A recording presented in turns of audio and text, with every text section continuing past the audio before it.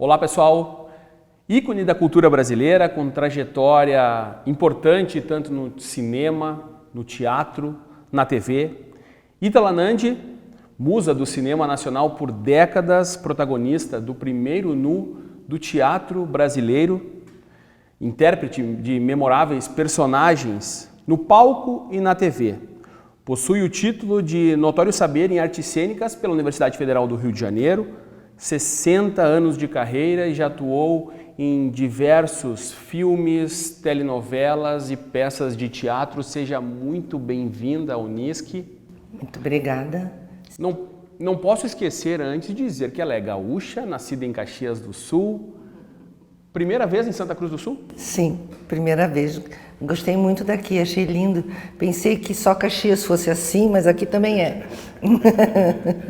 Bom, tu foste protagonista, né, criadora no teatro oficina e considerada a primeira atriz tropicalista num período importante do cinema nacional. Tu consegue avaliar hoje a importância da tua atuação naquele período? Veja que era um período que eu não estava sozinha, vamos dizer assim. O tropicalismo começa, vamos dizer, com a peça do Oswald de Andrade, O Rei da Vela, que foi um auê. O espetáculo ultrapassou todas o que nós pensávamos que não poderia passar, mas foi uma coisa imensa.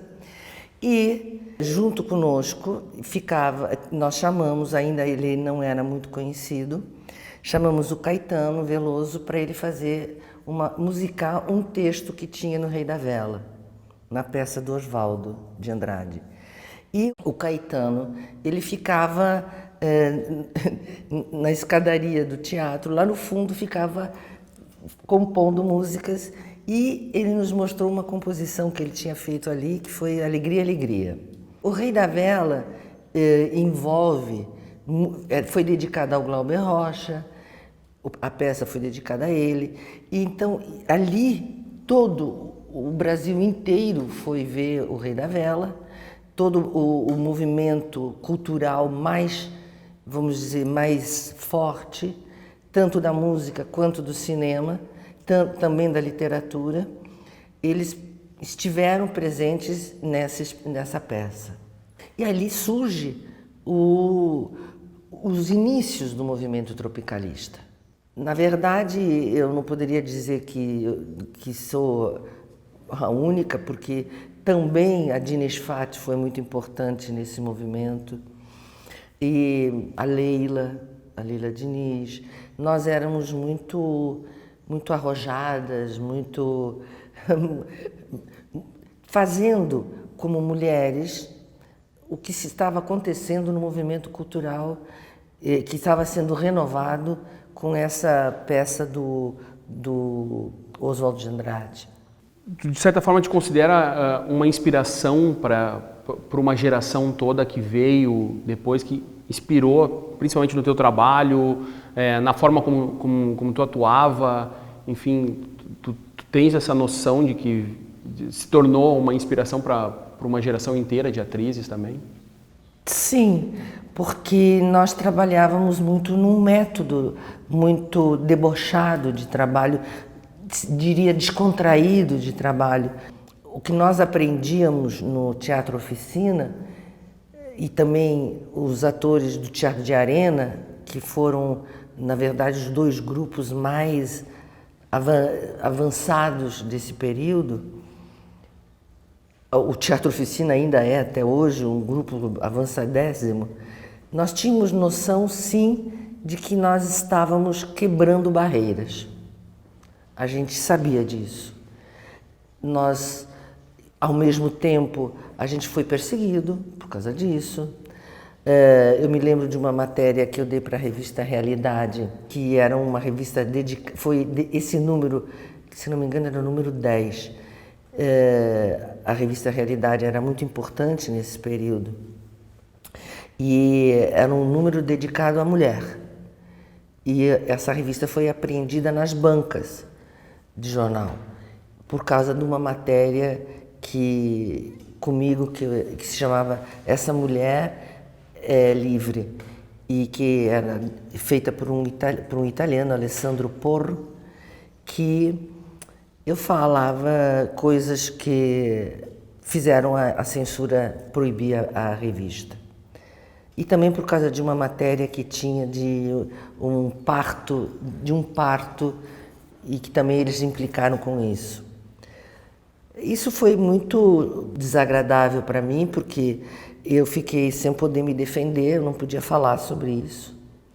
Eu tinha que ficar quieta e tudo bem, já estávamos vivenciando o ato institucional número 5, então já havia uma proibição muito avançada com a cultura, e por sorte eu ganhei nesse período uma bolsa de estudos da França e fui estudar na França, então aí eu me livrei um pouco desse período.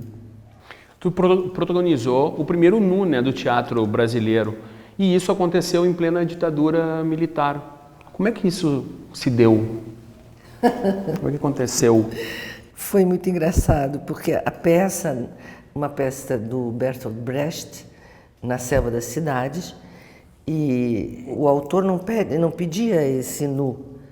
Era uma cena em que nós ensaiávamos, os ensaios da oficina eram muito cheios de laboratórios de interpretação, e eu achava, nos ensaios pelo menos, que essa cena em que ela declara o amor dela ao personagem que era o Otton Bastos que fazia, eu achava que tinha que ter, era uma cena tão linda, e ele não dá a menor pelota para ela, ele não ama ela que amava ele.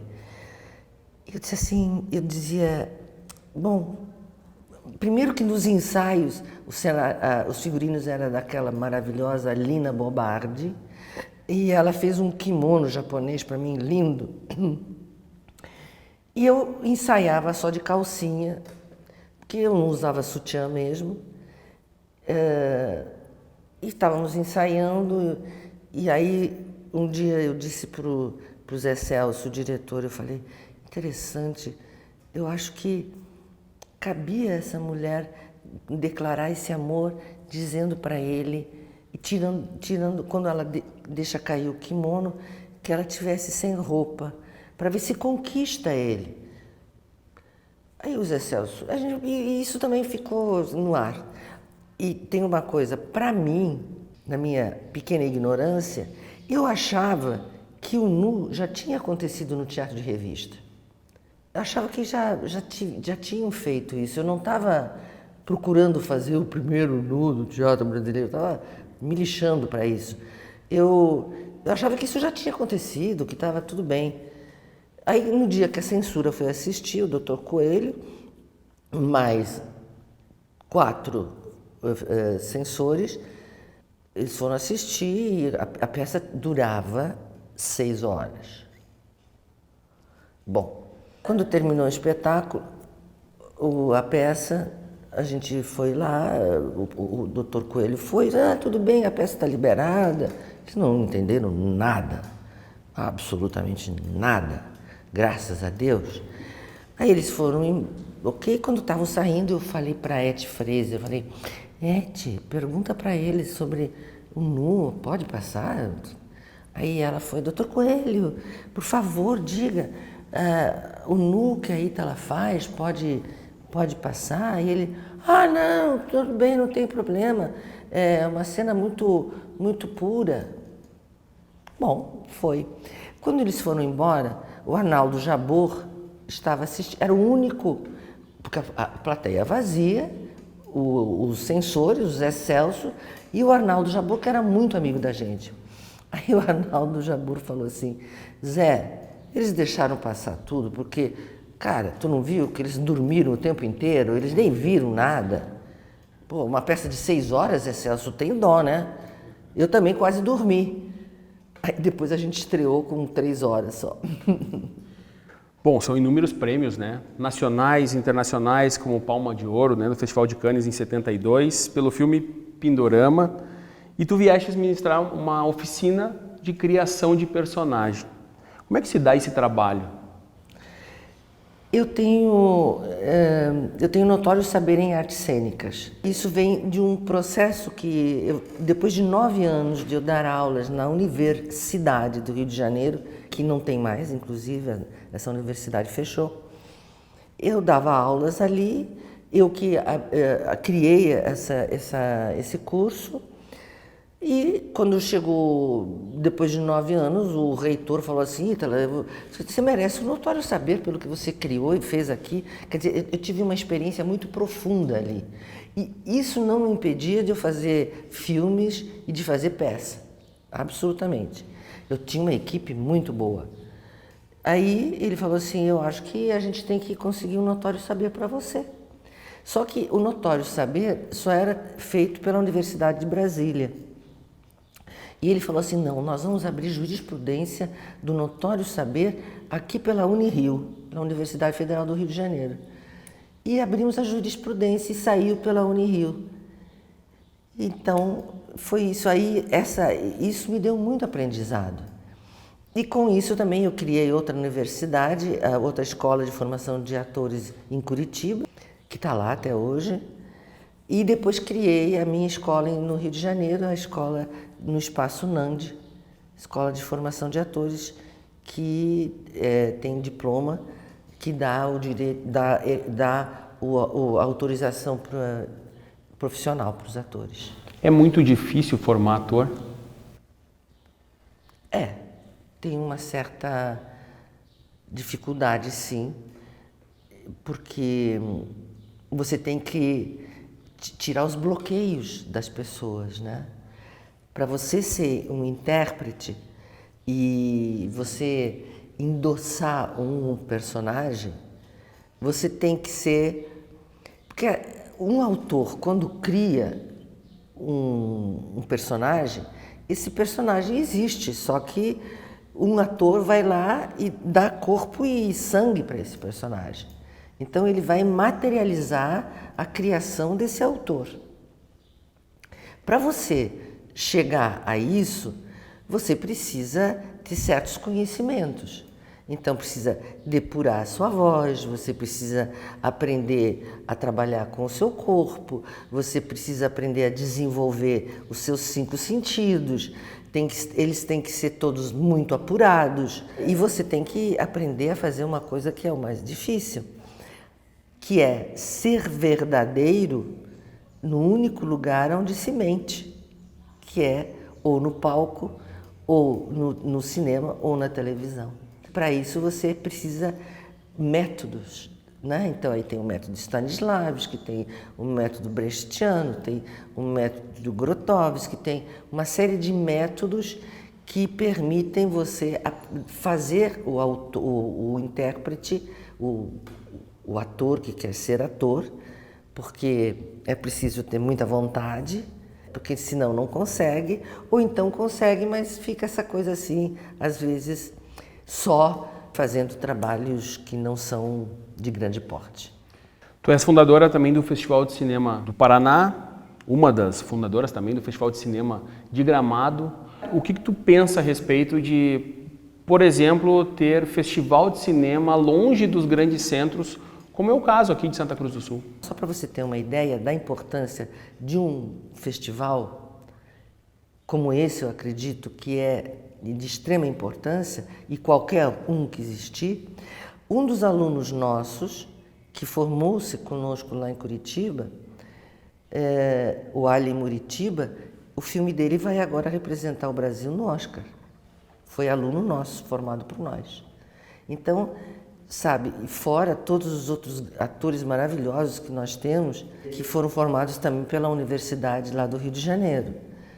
Então, quer dizer, eu sei muito bem o quanto um festival abre as portas para que surjam coisas fortes na cidade. Ele abre as portas, sim, para a área cultural, porque vem gente, os filmes estão sendo vistos, são analisados, são pensados, as pessoas percebem que a cultura, veja bem, a cultura, ela antecede a educação. A cultura vem antes da educação. Então, nós aprendemos através dos festivais o que é cultura. Direito de Amar, Que Rei Sou Eu, Pantanal, foram inúmeras novelas. Tá com saudade de voltar a fazer TV?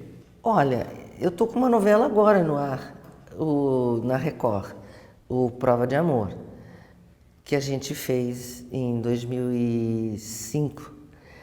Mas, sabe o quê? Eu gosto muito de televisão, mas eu faço muito mais cinema.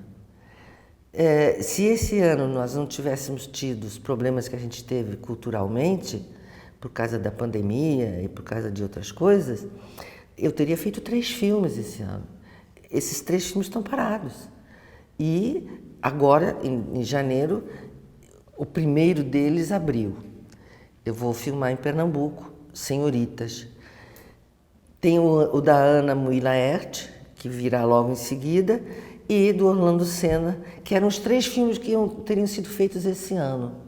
E tem a peça de teatro, que também eu estou com ela para fazer, que é A Caçada, uma peça maravilhosa que eu quero fazer com outro gaúcho, o Werner Schunemann, que a gente já trabalhou juntos. Eu gosto mais de teatro e cinema, para te falar com toda a franqueza. Porém, se pinta um filme, uma novela, porque eu só fiz, todas as novelas que eu fiz, os personagens são geniais. Eu não gosto de fazer personagens simplório, não tenho jeito para isso. E nenhum diretor vai me chamar para fazer um personagem simplório. Então, eu sou chamada muito mais para fazer cinema e televisão. Você vê, esse ano eu vou fazer 3 filmes. Eu não vou ter tempo para fazer nada. É muito por isso. E uma peça. Agora, de repente, se aparece um personagem maravilhoso na televisão, como foram todos os que eu fiz, eu vou fazer. Obrigado, Ítala. A gente tem que liberar também, porque o Festival de Cinema, né, de Santa Cruz do Sul espera com a sua, né, a sua presença é muito importante. Também eu quero muito estar lá, quero ver tudo. Estou curiosa. É muito importante. Foi um prazer, foi muito legal ter tido essa oportunidade de conversar contigo aqui um pouquinho. E eu espero que tu realmente volte outras vezes para Santa Cruz do Sul e para o Festival Santa Cruz de Cinema. Eu te agradeço, Nelson. Gostei muito. Acabei de dar o primeiro dia de aula hoje. Foi muito legal. A gente tem muito a passar e tem bastante... Estou muito feliz de estar aqui. Pronto. Obrigado. Obrigada.